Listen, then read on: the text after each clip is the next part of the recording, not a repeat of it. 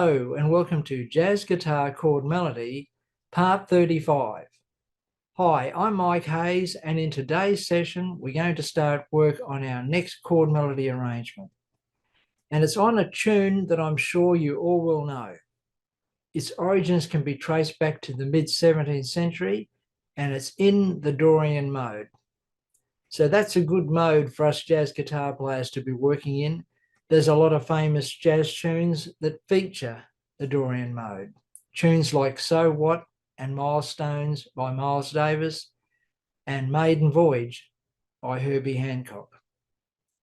Okay, so let's get started. But before we do, I just want to remind you to subscribe if you haven't already, so you don't miss out on any of the good stuff. Okay, let's get started. The tune we'll be working on in today's session is Scarborough Fair.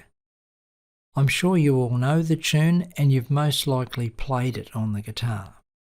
It's a tune written in the Dorian mode, so it'll give us an opportunity to take a completely different approach to chord melody guitar arrangements.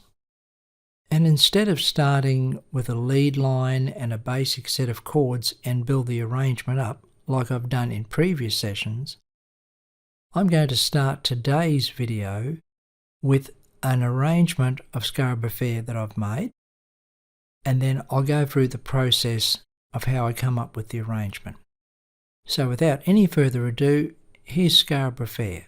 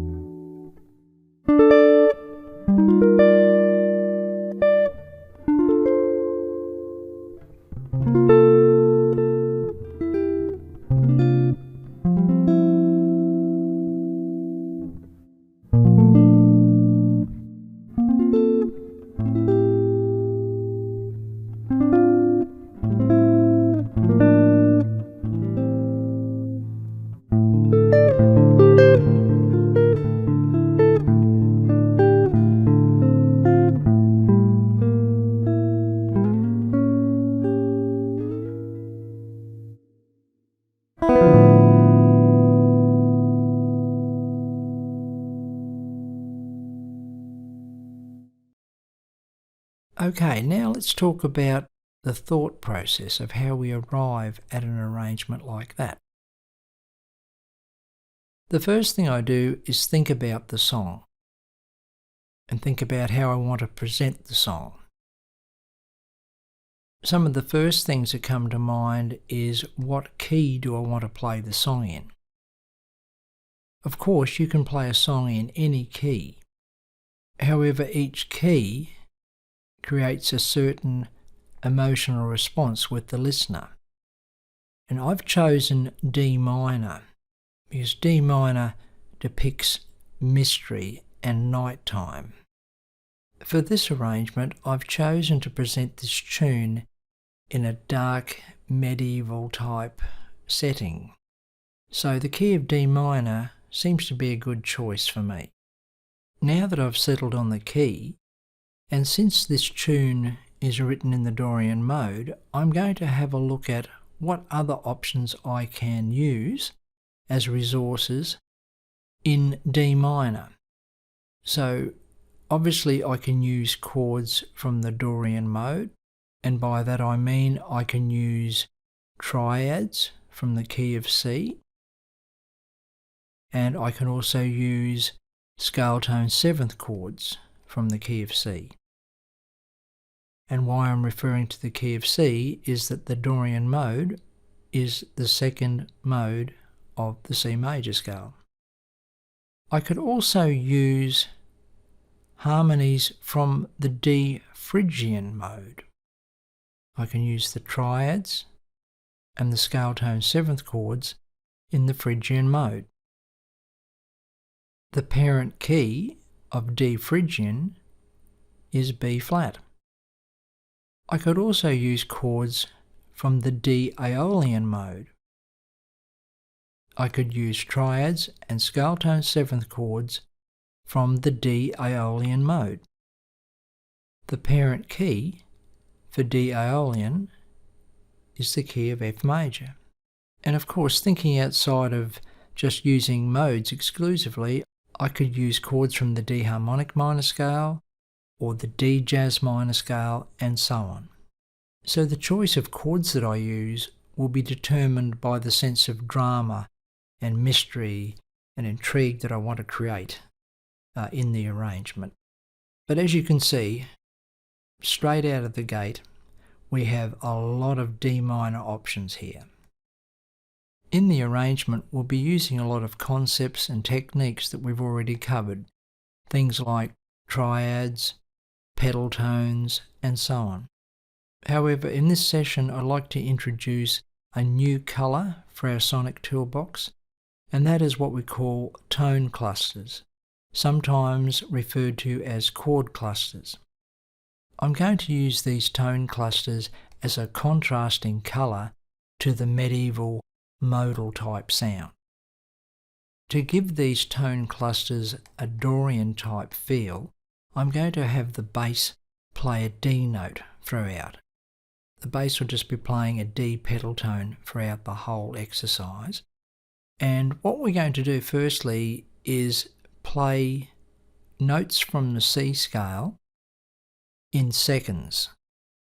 So we have a C note on the third string, the fifth fret, and then you'll see we're playing a D on the third fret on the second string. And we're going to go through the C scale on those two strings, each time playing a diatonic second. Here we go.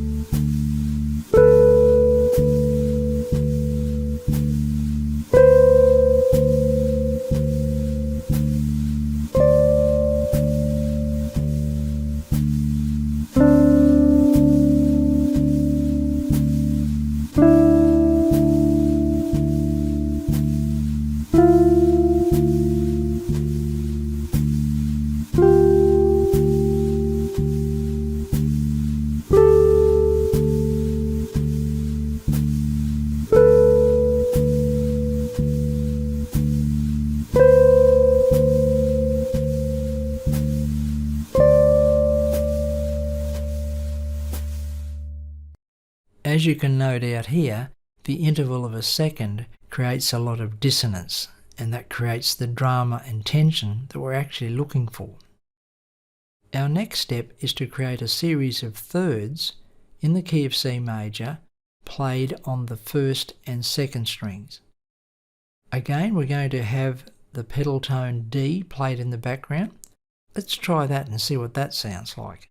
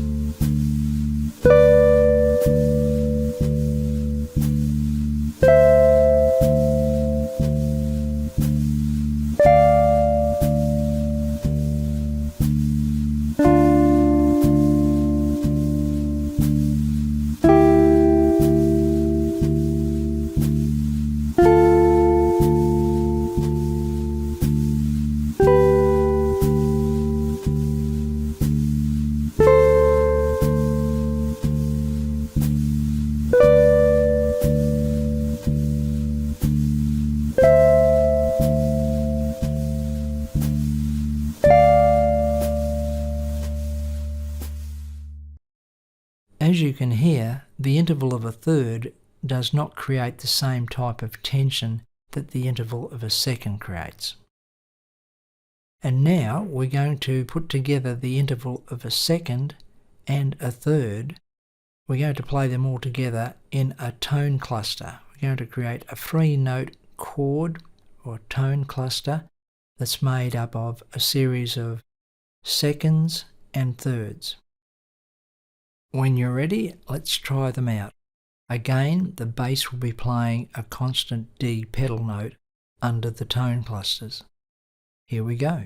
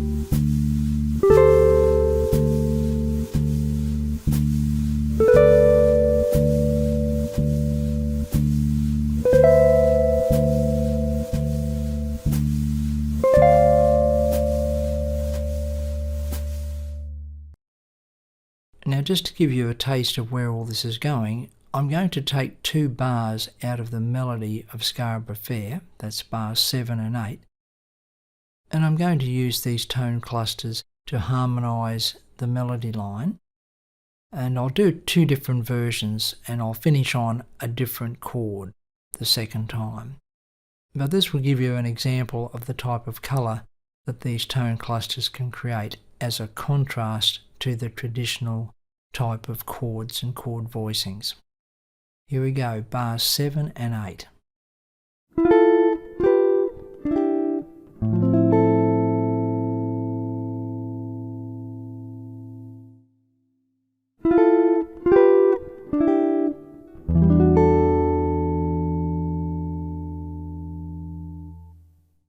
Well, there you go. We've made a start on some arranging concepts for Scarborough Fair.